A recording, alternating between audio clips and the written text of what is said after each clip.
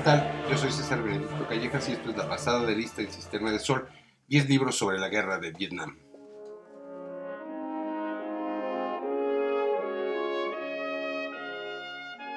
Estamos bordeando los 50 años de la guerra de Vietnam, una guerra que tiende a caer en el olvido después de habernos dejado enseñanzas muy profundas sobre la identidad y la libertad de los pueblos, sobre la guerra del imperialismo y sobre todo el fenómeno de que la guerra de Vietnam no se haya perdido en los campos de batalla, sino en las salas de redacción de los periódicos, en las editoriales, en los programas de televisión, en la opinión pública en general.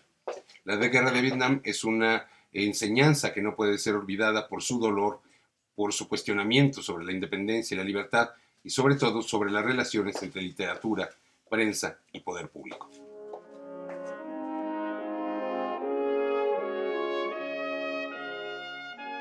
El americano tranquilo de Graham Greene, una de las primeras novelas sobre este conflicto que comenzó a formarse en la Indochina francesa cuando se independiza la región del poder galo y que los norteamericanos comienzan su periodo de influencia.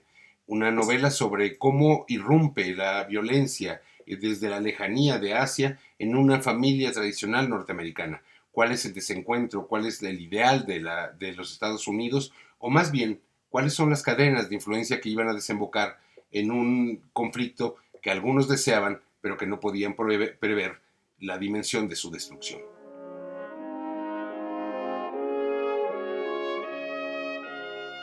Las cosas que llevaban los hombres que combatieron, de Tom O'Brien, uno de los primeros textos memorialistas sobre los combatientes en Vietnam.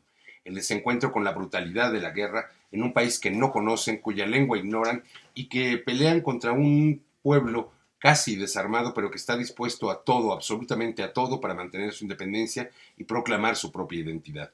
Un cuestionamiento sobre la realidad brutal de la guerra, sobre la muerte de la épica y de la poesía guerrera y sobre todo un canto a la libertad de los hombres que quieren volver al hogar y que quieren convertirse una vez más en ciudadanos comunes y corrientes.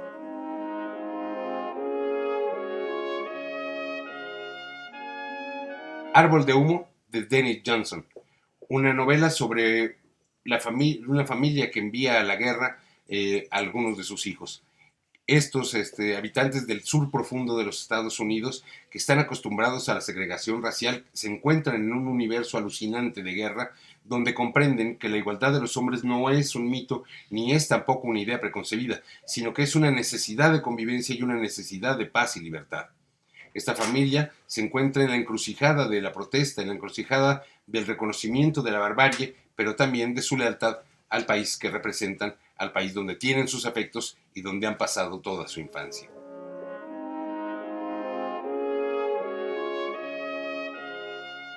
Matterhorn, una novela sobre la guerra de Vietnam, de Karl Marlantes.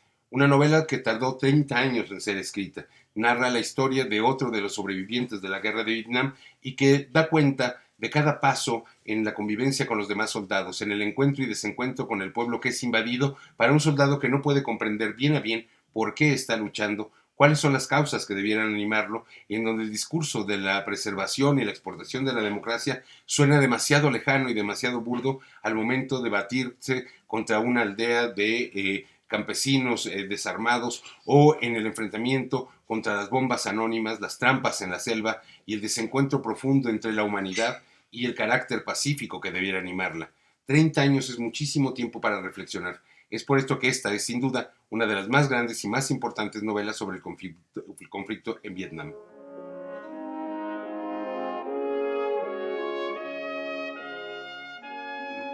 Despachos de guerra, de Michael Herr. Michael Herr es uno de los grandes corresponsales de guerra que fueron desplegados en Vietnam.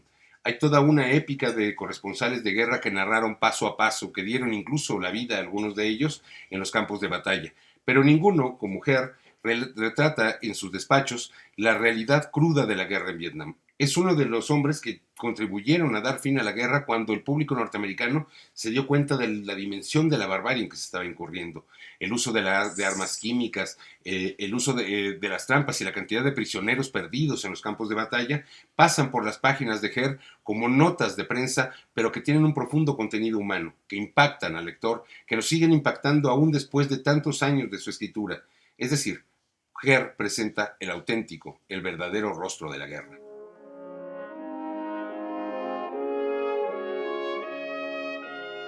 La chaqueta metálica de Gustav Hasford, una novela que es famosa por haber sido llevada al cine por Stanley Kubrick, pero es también una novela profundamente reflexiva sobre el soldado que tiene que pasar por un primer martirio en su entrenamiento, convenciéndose, haciéndose un lavado de cerebro sobre la justicia de la causa por la que va a pelear, pero que se estrella de hecho contra la realidad al tocar las tierras vietnamitas. Resulta un conflicto importante para estos soldados, preguntarse por qué este pueblo está luchando de la manera tan encarnizada en que lo está haciendo, con estas diferencias profundas de armamento, de ideología, de pensamiento y aún de complexión física. Porque habrá algo más allá de lo que pensamos que es la democracia y la libertad, y esa es la gran pregunta que va a presentar tanto la película como el libro, y será también una sacudida a la conciencia norteamericana y mundial cuando apoyamos y pensamos que la guerra es una solución posible.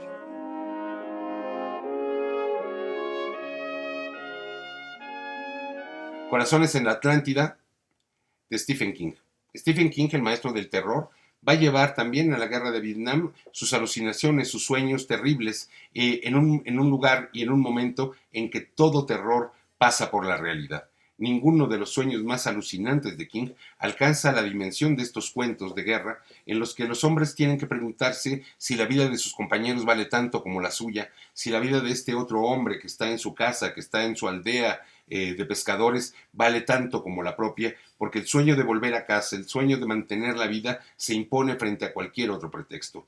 Stephen King, con su pluma prodigiosa, dibuja un escenario de terror impactante sobre el hombre que ha sido abandonado en la jungla a su suerte, con el ánimo de obtener la libertad para otros a quienes no conoce y que tal vez ni siquiera lo desean.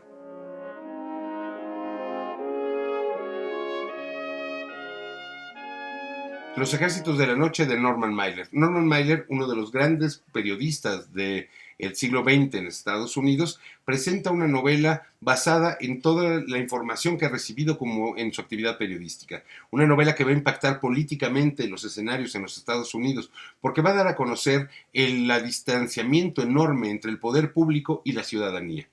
¿Hasta dónde pueden las familias sacrificar a sus hijos en una guerra incomprensible?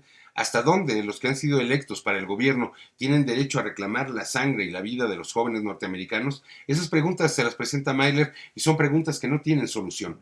Tal vez por ello, la guerra de Vietnam resultó ser una broma macabra, terrible, prolongada durante muchos años, en la que el sueño de libertad pasó también por el tamiz de la duda, por el tamiz del cuestionamiento. Mailer, sin duda, ha escrito con este libro una de las más grandes novelas de guerra, pero sobre todo una de las más influyentes sobre la guerra de Vietnam.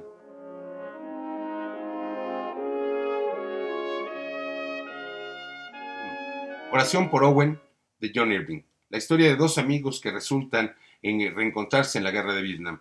Pero hay una escena principal al principio del libro donde uno de ellos, en un accidente terrible en un partido de béisbol, mata a la madre de su amigo con una pelota de béisbol. Sin embargo, pese a toda la culpa, él se siente el instrumento de Dios.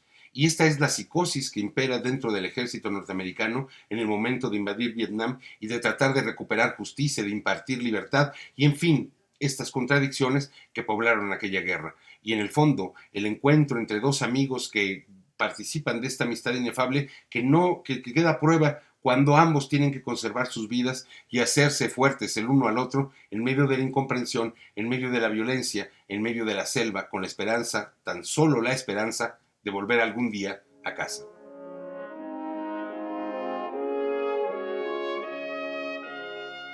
Un dragón en el corazón, de Oliver Page. Una mirada al Vietnam de posguerra, cuando se están retirando las fuerzas y se trata de construir una nueva realidad y una nueva esperanza de vida para todos los habitantes. Las cicatrices de la guerra son muy profundas, pero es a través de la sobrevivencia y del espíritu colectivo y de las ganas de seguir adelante que este inglés se enfrenta a una recreación completa del pueblo y que hace gala sobre todo sobre la inutilidad, la futilidad y lo absurdo de la guerra. Si cada pueblo pudiera obtener sus beneficios o pudiera obtener todo a través del diálogo, otra sería la realidad en que vivimos. La guerra queda siempre como el más amargo recuerdo, como la cicatriz que nunca se cerrará, que seguirá marcando el rostro de los pueblos durante muchísimos años. Y pese a todo, es también la experiencia que queda en el pasado, que queda en el ayer y sobre la que hay que seguir viviendo.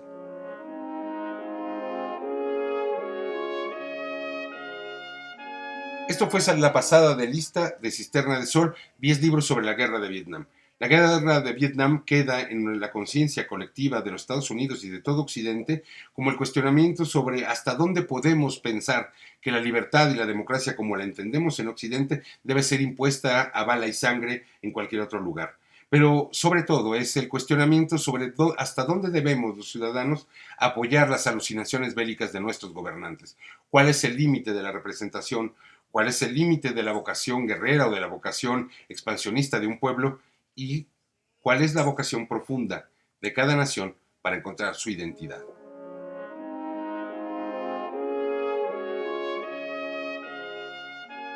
Acompáñenos al curso taller Las lecturas del poder, literatura y poder, un cuestionamiento sobre las relaciones profundas entre la literatura y los partidos políticos, las dictaduras, las democracias, cuál es el papel de los intelectuales en la formación de la voluntad pública. Vamos desde el caso Dreyfus en la Francia del siglo XIX hasta nuestros días, a través de revoluciones, resistencias, democracias, para hacernos conciencia sobre el papel de las letras, de la novela, del ensayo, en las grandes decisiones y en la conciencia de los pueblos respecto de su historia y del poder al que obedecen y que a veces resulta contra quien se rebelan. Tendrá vigencia a partir del día 2 de marzo hasta el 4 de mayo de 2022, 10 sesiones abiertas, se graban las sesiones, se les hace llegar el material. Acompáñenos en esta experiencia para reflexionar sobre el poder y la letra.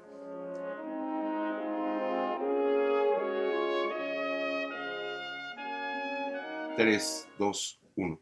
Yo soy César Benedicto Callejas, esto fue la pasada de lista en Cisterna de Sol. Háganos saber si el video le ha gustado, suscríbase, compártalo con sus amistades, mándenos un mensaje, propónganos algún tema, algún libro, platiquemos, hagamos comunidad lectora. Únase a nuestro movimiento uno y una, por cada autor una autora. Pero sobre todo y ante todo, compartamos el enorme, el inefable placer de leer. Muchas gracias.